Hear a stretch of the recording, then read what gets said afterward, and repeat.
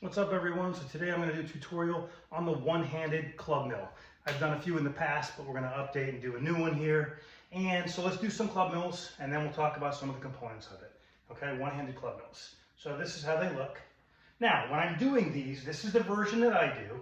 And I actually like to pull up onto my toes a little bit. And I'm not pressing up onto my toes. I'm letting the weight pull me. Pull me this way, pull me that way. Okay, now let's talk about some components. I'm going to grab a lighter club here, one of my Wave Chi clubs, and we're going to talk about all the different components that are going on there because it looks like a lot, and it is a lot. So, first things first, we want a 90-degree angle between the humerus and your forearm, okay? So a 90-degree angle approximately, okay? And then we are going to punch to cast it out. Let's go back so we can see it. We punch and tip. And then the weight of the club, we allow it to rotate our torso. We don't really move our feet. We rotate our torso, and then we catch at 90. We lift the elbow. We rotate. We pull the elbow down back to 90.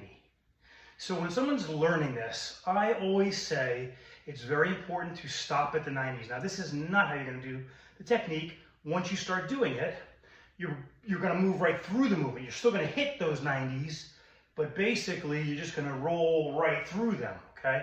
Now, by the way, with lighter clubs, sometimes there's movements where you're sweeping wider. And again, there's different techniques. I'm giving you a technique for heavier clubs, which is basically what I would consider 10 pounds and above. Maybe even 5 for some individuals learning, okay? So we're going to punch, tip, swing in front of the body. I don't know why my feet are turned. Swing in front of the body, catch at 90, lift the elbow, rotate the torso, and that rotation of the torso allows us to create some momentum and a little bit of torque, and then we use that and pull the club down.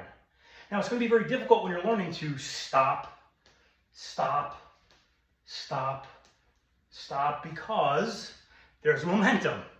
When you get those movements down, it's like anything else. When you're learning a specific technique, you've got to get the movement pattern. Once you have the movement pattern, and as long as you're not skipping those movements, again, I don't really like when I see some of these tricep casts. They're casting from the triceps. They didn't really bring it down all the way. I'd rather bring it down, punch. Again, for heavier clubs, it's going to save your elbows, okay? If you're casting too early, so you come down here and you cast it out, that's triceps. Causes a lot of stress on that triceps tendon.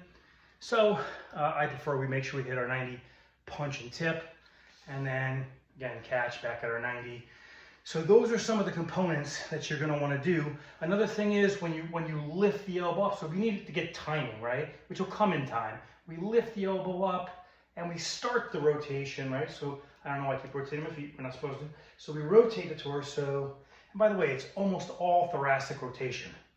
Maybe a tiny bit of hip. I like to go up on my toes, so that gives a little bit of rotation in the hips. It doesn't really matter, but it's mostly thoracic regardless. Okay, you want that. That's where you're getting a rotation from, in those thoracics.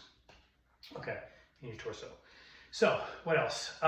When we're doing these, okay, we don't want to cast too early, and we want to make sure that we don't have a bent arm as we're swinging. Okay, we want to let it pull us straight as we're swinging across, right? So that should be relaxed, using momentum, and then we catch. So, and that's active. We pull that weight in, okay?